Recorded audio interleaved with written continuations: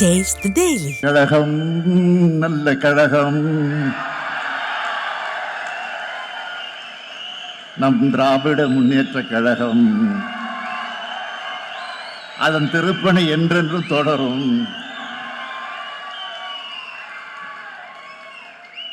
கள்ளக்குடி கொண்டு கன்னித்தமிழ் வென்று உள்ளம் குடிகொண்ட கழகம். வெல்லும் வாளுமின்றி வெல்லும் திறம் கொண்ட வெற்றி பலகண்ட கழகம். அன்று அறிஞர் வழியில் வந்த கழகம், பின்னர் கலைஞர் தலைமை தந்த கழகம். அன்று பிள்ளை நிலவான கழகம், இன்று பவள விழா காணும் கழகம். கழகம் நல்ல கழகம், திராவிட முன்னேற்ற கழகம். அந்த திருப்பணி என்றும் தொடரும். இப்படி என்னை தலை நிமிர்ந்து முழங்க வச்ச திராவிட முன்னேற்ற கழகத்தோட தீரர்கள் அனைவரும் வாழும் திசையை நோக்கி வணங்குகிறேன்.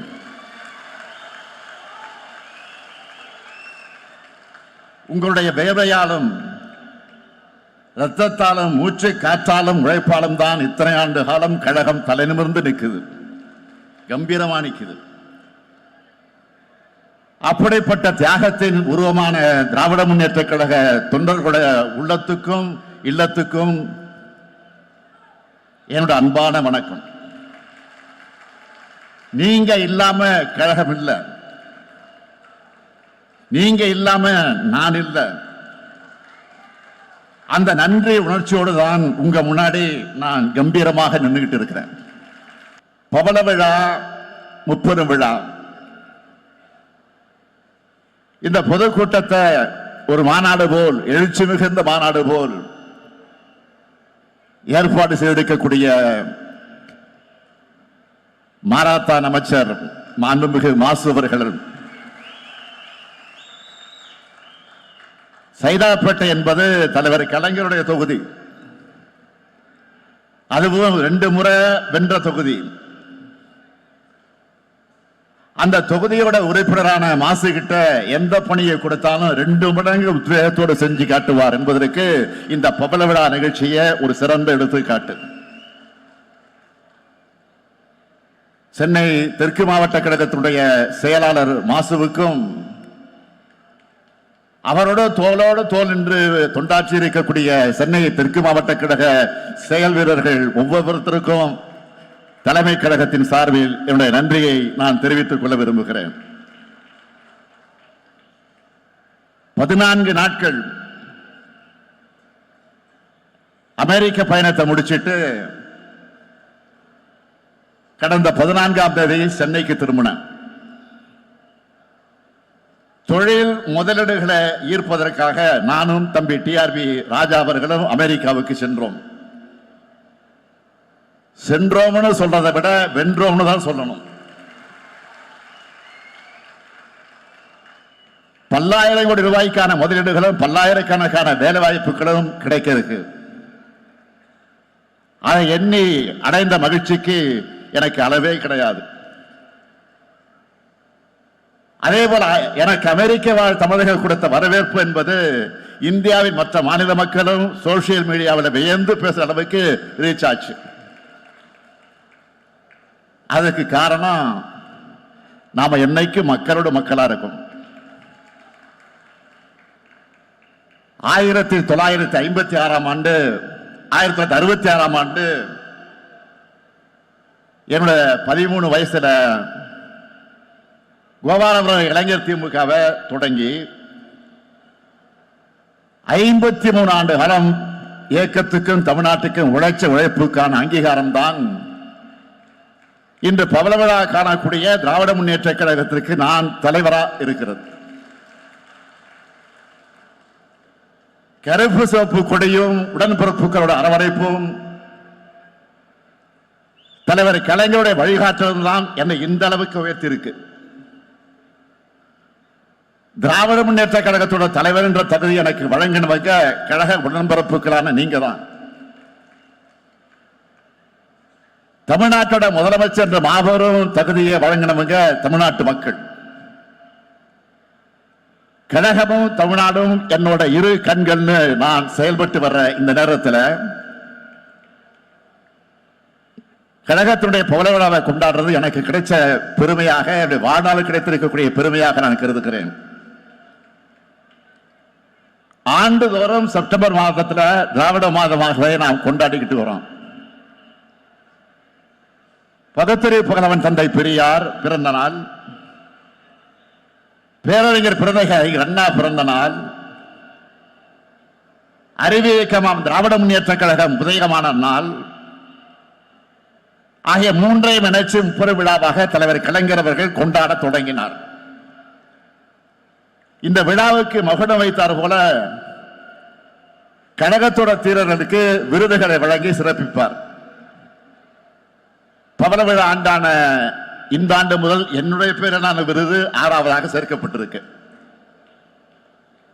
6வது முறையா கழக ஆட்சியை நான் அமர்த்தின என்பதற்காக இது வழங்கப்பட்டிருக்கான்னு எனக்கு தெரியல. விருதுகள் பெறக்கூடிய ஒவ்வொருத்தருக்கும் என்னுடைய பாராட்டுக்களை தெரிவிக்கிற அதே நேரத்தில் ஒவ்வொருவரும் ஒவ்வொரு வகையில பெருமைக்குரியவர்கள். தந்தை பெரியார் விருத திருமிகு பாப்பம்மாள் பெற்றிருக்கிறார். அவர் உடல்நிலை காரணமாக அவரால் வர முடியல என்றாலும் அவருடைய சார்பில் அவருடைய குடும்பத்தை சார்ந்த ஒருத்தர் அந்த விருதை பெற்றிருக்கிறார். பெரியாருக்கு பெரியார் என்ற பட்டத்தை வழங்கினவங்களே பெண்கள் தான். அந்த வகையில ஒரு பெண் பெறுவது மிக மிக பொருத்தமானது. கழகம் தொடங்கப்பட்ட காலத்திலிருந்து கழகத்தில் தொண்டரா சேர்ந்து கழக நடத்தின எல்லா போராட்டங்களையும் பங்கெடுத்து 108 வயசுலேயும் கழகத்துடைய அடையாளமா மட்டுமல்ல, ஒட்டுமொத்த தமிழ்நாட்டுடைய அடையாளமாக திருமிகு பாப்பம்மாள் அவர்கள் விளங்குகிறார். அடுத்து பேரறிஞர் அண்ணா பெயரிலான விருதயம் அறந்தாங்கி மிசா ராமநாதன் அவர்கள் பெற்றிருக்கிறார்கள். மாணவர்களை இணைச்சு 1964 கழகத்துக்கான தன்னோட தொண்டை தொடங்கினார் நம்முடைய ராமநாதன் அவர்கள். மொழிப்போர்ல கலந்துகிட்டார். 1976 ஆண்டு மிசா கைதியாக ஓராண்டு காலம் சிறையில் இருந்ததோடு கழகத்தோட எல்லா போராட்டங்களையும் பங்கெடுத்து தியாகத்தோட அடையாளம் தான் நம்முடைய ராமநாதன் அவர்கள். தலைவர் கலைஞர் பெயரிலான விருதை தலைவர் கலைஞர் அவர்களால் ஆழ்வார் என்றும் என்னால் திராவிட ஆழ்வார் என்றும் அழைக்கப்படக்கூடிய நம்முடைய ஜெகத்ரட்சகன் அவர்கள் பெற்றிருக்கிறார். இதயத்தோட ஒரு பக்கத்தை கலைஞருக்கு, இன்னொரு பக்கத்தை ஆழ்வார்களுக்கு அர்ப்பணிச்சவர் நம்ம ஜெகத்ரட்சகன் அவர்கள். பள்ளி காலத்தில் இந்திய எதிர்ப்பு போரில் பங்கெடுத்தவர். கல்லூரி காலத்தில் பெரியார சந்திச்ச காரணத்தினால கல்லூரியிலிருந்து டிஸ்மிஸ் செய்யப்பட்டவர். அதனாலதான் இத்தனை கல்லூரிகளை பல்கலைக்கழகங்களை ஜெகத்ரட்சகன் தொடங்கினாரா என்பது நமக்கு சந்தேகமா இருக்கு. கல்வி நிலையங்கள், இலக்கிய பணிகள் எது இருந்தாலும்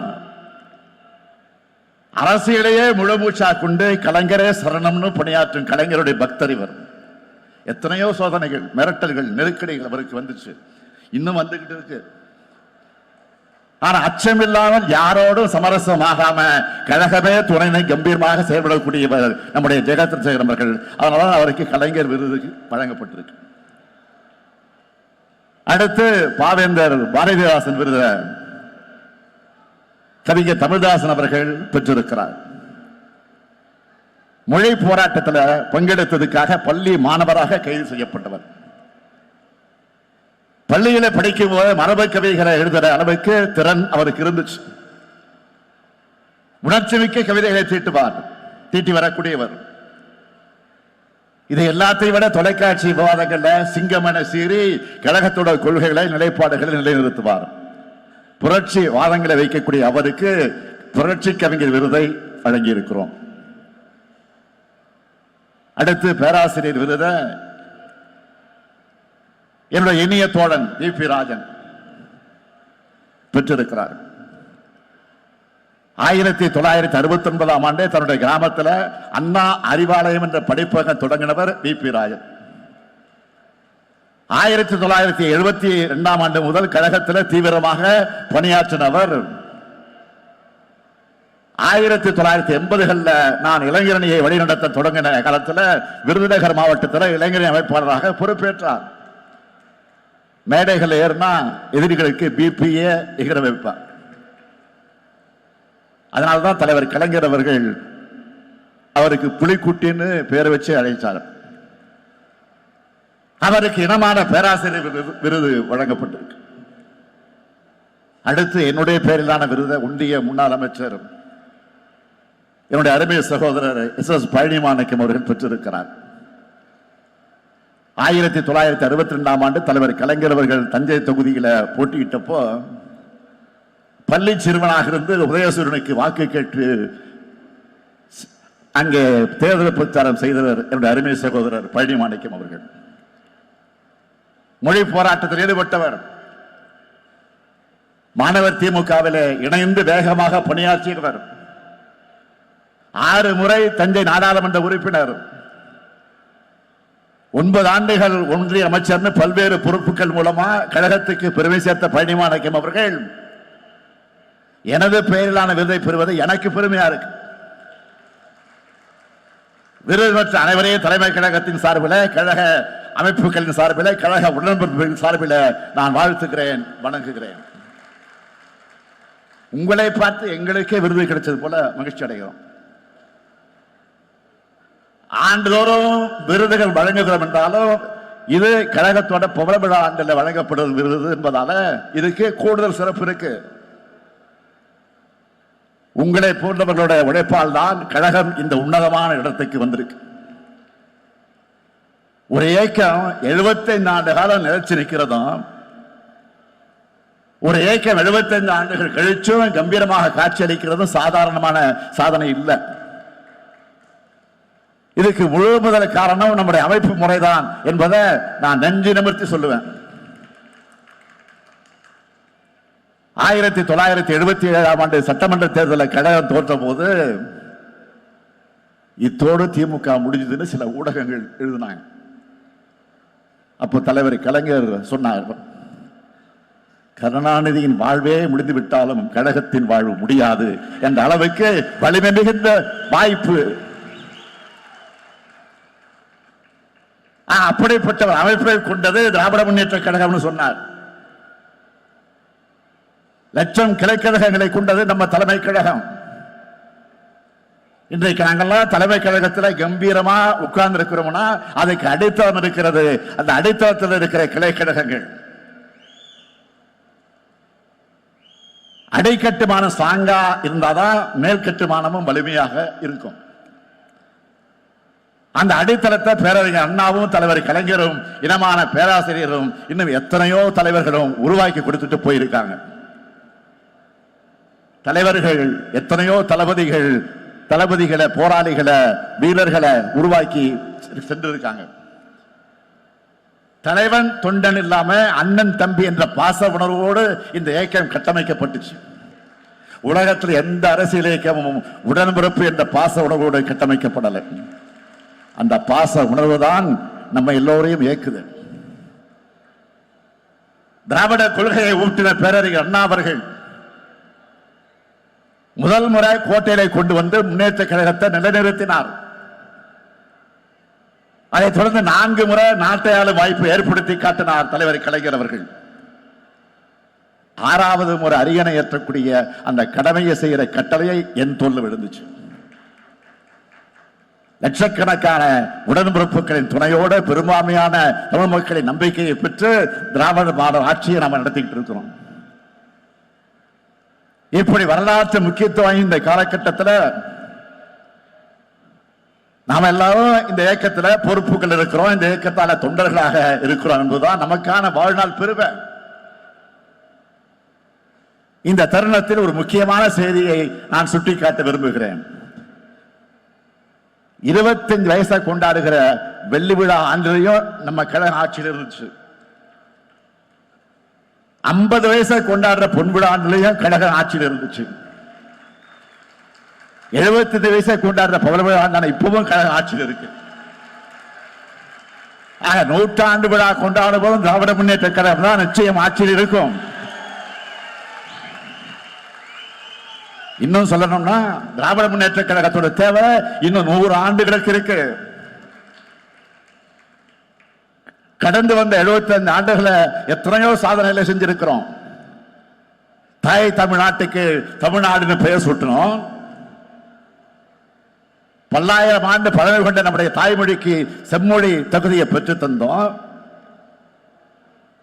ஆதி திராவிடர், பிற்படுத்தப்பட்டோர், மிகவும் பிற்படுத்தப்பட்டோர், சிறுபான்மையினர், பெண்கள், உழவர்கள், நெசவாளர்கள் என விளிம்பு நிலை மக்களை கல்வியில, வேலை வாய்ப்புல உன்னத இடத்துக்கு உயர்த்தணும்.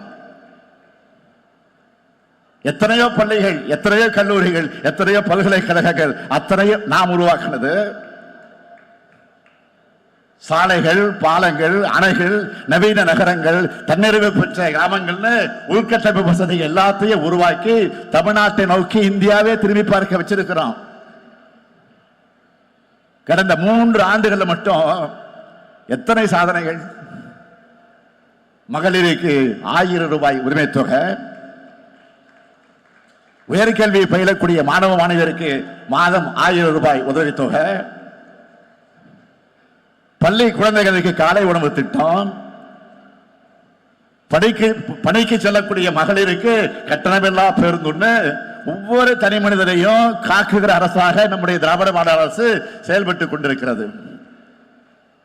இத்தனை திட்டங்கள் எந்த மாநிலத்திலேயாவது இருக்கிறதா என்று இல்லைன்னு சொல்லத்தக்க வகையில் தான் எந்த மாநில அரசும் ஒரு மாநிலத்துக்கு நன்மைகள் செஞ்சு தந்தது இல்லைன்னு சொல்ற அளவுக்கு தான் திராவிட முன்னேற்ற கழகத்துடைய அரசு தமிழ்நாட்டை வளமிக்க மாநிலமாக மேம்படுத்தி இருக்கு, தொடர்ந்து வளப்படுத்தி வருது. நம்முடைய எல்லா கனவுகளும் நிறைவேறிச்சான்னு கேட்டா இல்ல. மாநில உரிமைகளை வழங்குகிற ஒரு ஒன்றிய அரசு அமையல. நிதி உரிமை உள்ளிட்ட கோரிக்கைகளுக்கு இன்னமும் நாம் போராட வேண்டிய நிலையில் தான் இருக்கிறோம். இப்படிப்பட்ட ஏராளமான நெருக்கடிகளுக்கு இடையில தான் தமிழ்நாட்டை எல்லா விதத்திலையும் முன்னேற்ற ஒற்றை இலக்கோடு திராவிட முன்னேற்ற கழக அரசு செயல்பட்டு வருது. பேரறிஞர் அண்ணாவும் தலைவர் கலைஞரும் வலியுறுத்தின மாநில சுயாட்சி கொள்கை என்பது நம்மோட உயிர்நாடை கொள்கையில ஒன்று. தலைவர் கலைஞர் எளிமையா சொன்னார், நம்ம கோட்டையில் இருந்தாலும் அங்க இருக்கக்கூடிய புல்ல வெட்ட கூட உரிமை இல்லை, அதுக்கு மேல அனுமதி வாங்கணும். இன்னைக்கு கிரீன் பண்ணுக்கு எவ்வளவு வரி போடுறீங்கன்னு கேட்க கூட உரிமை இல்லாத நிலை உருவாகி இருக்கு. இந்த சூழல்ல மாநில சுயாட்சி வென்றெடுப்பதற்கான ஒரு அறிவிப்பு தான் இந்த பவள விழா செய்தியாக நான் சொல்ல விரும்புகிறேன். குறைவான நிதிவளம், அந்த நிதிவளத்தை கொண்டு நம்மால இவ்வளவு சாதனைகளை செய்ய முடியுதுன்னா முழுமையான நிதிவளம் கிடைச்சா தமிழ்நாட்டை எல்லாத்திலையும் சிறந்த மாநிலமா மாத்தி காட்ட நம்மால் முடியும். எல்லாம் எனவே இதையெல்லாம் அதிகாரமும் கொண்டவைகளாக மாநில அரசுகளை மாற்றுகிற வகையில் அரசியலமைப்பு சட்டத்தில் திருத்தம் கொண்டு வர முயற்சிக்கும் சட்ட முன்னெடுப்புகளை திராவிட முன்னேற்ற கழகம் நிச்சயமாக உறுதியாக செய்யும். இந்தியாவில மாநில உரிமைகளுக்காக மாநில சுயாட்சி கொள்கைக்காக தொடர்ந்து குரல் கொடுத்து ஒரே இயக்கம் நம்முடைய திராவிட முன்னேற்ற கழகம் மட்டும்தான். ஏன்னா எப்பவும் நாம தான் மக்களோட மக்களா இருக்கோம், மக்களுக்கு உண்மையாக இருக்கிறோம். அதனால மக்கள் எப்பவும் நம்மோடு இருக்காங்க. மக்களும் நாமாலும் ஒன்னா இருக்கிறதால வெற்றி நம்மோடு இருக்கு.